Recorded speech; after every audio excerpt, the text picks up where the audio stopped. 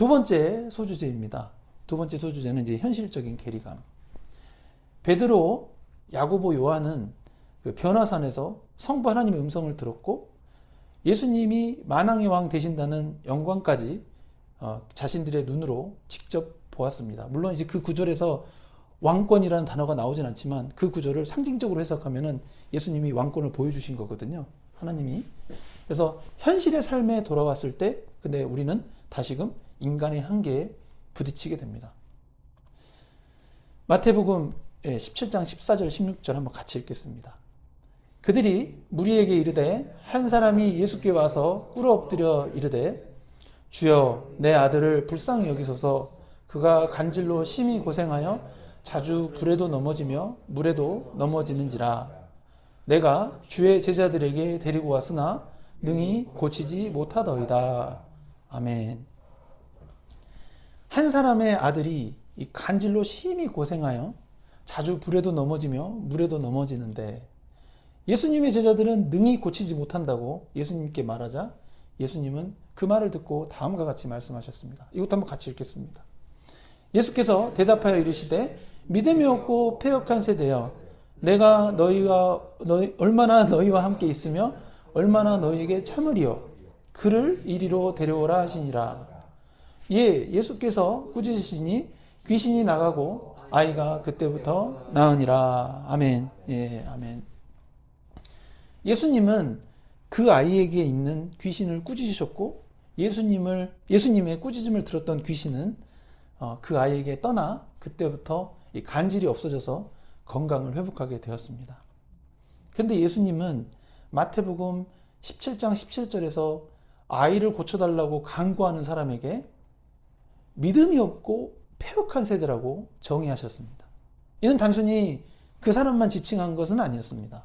이 구절에서 이 너희라는 단어의 헬라어 원어 성경을 보시면은 이걸 확인해 보니까 복수형 명사로 기록이 되어 있더라고요. 우리, 그죠? 너희, 유, 그죠?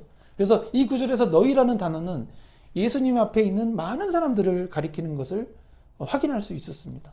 그래서 마태복음 17장 17절은 예수님께서 이 제자들에게 하신 말씀이 아니고 아들을 고쳐달라는 사람과 그 사람과 함께 있는 그 무리에게, 그 무리가 많이 모였거든요. 무리에게 하신 말씀이었음을 우리는 또 주의해서 읽어야 합니다. 마태복음 17장 17절 다시 읽어보겠습니다. 시작.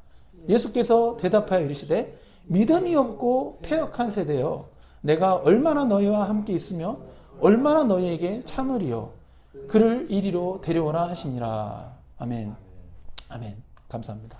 근데 이 마태복음 17장 17절은 예수님의 이 12제자들을 대상으로 하신 말씀이 아니라고 제가 말씀드리면서 제가 굳이 마태복음 17장 17절은 이 무리를 대상으로 하신 말씀이라고 제자들을 빼고 강조한 이유는 마태복음 17장 17절을 마태복음 17장 20절과 비교해서 읽기 위함입니다.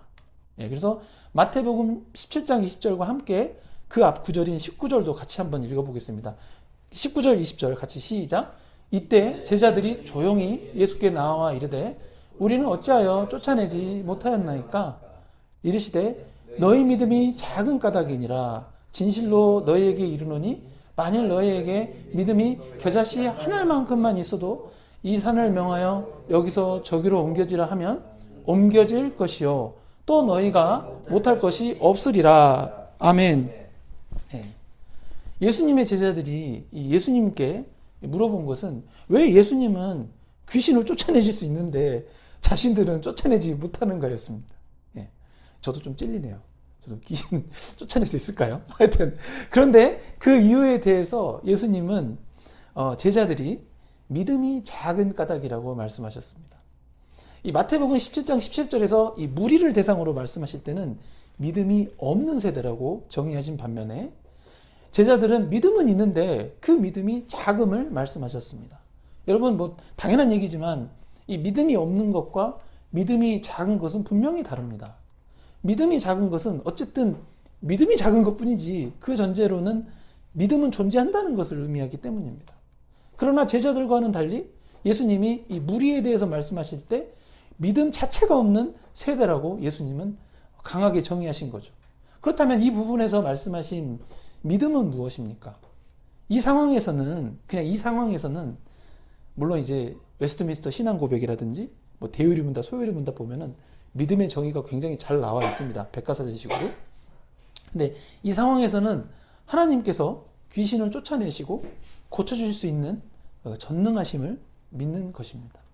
결국 하나님의 이 전능하심이라는 신적 속성을 믿는 것을 의미하는데, 그러한 믿음이 무리는 아예 없다는 것이고, 제자들에게는 그러한 믿음이 있기는 한데 그 믿음이 좀 작다고 이렇게 말씀하신 것입니다.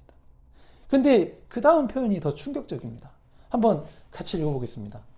만일 너희에게 믿음이 겨자씨 한 알만큼만 있어도 이 산을 명하여 여기서 저기로 옮겨지라 하면 옮겨질 것이요 또 너희가 못할 것이 없으리라. 아멘. 이 말씀 때문입니다. 겨자씨는 아시다시피 이제 굉장히 크기가 작은 씨입니다. 근데 이 작은 씨보다도 더 작은 믿음이 제자들의 믿음이었던 것입니다. 사실상 이 현실의 삶에서 나타나는 현상은 믿음이 없는 사람들과 별반 차이가 없다는 것을 우리는 깨달을 수 있습니다. 그러니까 믿음이 작아버리면 믿음이 없는 사람이 사는 인생과 믿음이 작은 그 그리스도인의 삶의 그 열매들이 별반 차이가 없다라는 것을 우리가 깨달을 수 있다는 것입니다. 물론 산이 옮겨지는 것은 단시간에 이루어지지는 않습니다. 믿음으로 산이 옮겨지라고 명하였을 때 실제로 산이 옮겨지는 과정을 모두 거치려면은 내가 죽은 이후에 이루어질 수도 있습니다. 그러나 중요한 것은 그러한 믿음대로 이 산마저도 옮겨진다는 것이죠. 하나님을 믿는다는 것은 어떤 신비한 사건이 벌어지라고 믿는 것은 아닙니다. 하나님이 나를 지옥에 가도록 두지 않으시고 천국으로 인도하실 수 있는 유일하신 분이신 것을 믿는 것입니다.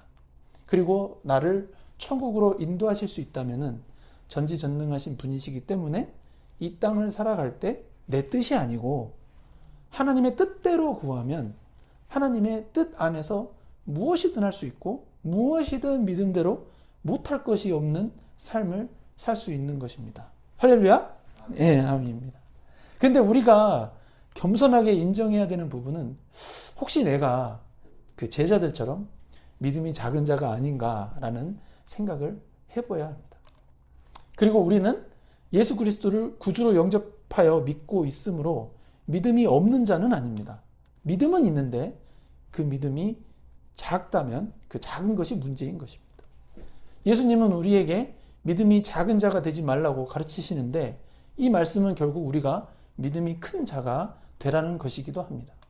그런데 그 믿음의 크기는 우리가 인간적으로 생각할 때 이게 태산 같은 믿음을 가져야 하는가라고 생각할 수 있으나 의외로 예수님은 우리한테 큰 걸 바라지도 않으시고 이 겨자씨만한 믿음, 이 겨자씨만한 믿음을 언급하셨던 것입니다. 이게 참 은혜가 돼요. 이게 우리의 능력이 거의 없다는 것을 아시고 이렇게 말씀하신 거죠.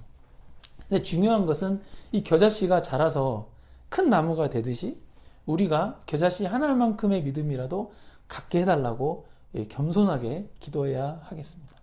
그리고 그러한 믿음을 가질 수 있도록 이 겨자씨만한 믿음도 갖기 쉽지 않은가 봐요. 그런 믿음을 가질 수 있도록 우리가 겸손하게 성경 말씀을 공부하고 내 마음판에 새겨서 이 성경 말씀대로 살려는 실천의 자세를 견지해야 우리가 겨자씨 한 알만큼의 믿음을 가질 수 있음을 유념해야 하겠습니다. 아멘. 예, 왜냐면은 죄를 짓고 죄책감이 생기면 죄책감 때문에 믿음이 아예 생길 수가 없거든요. 그래서 이렇게 말씀드린 겁니다.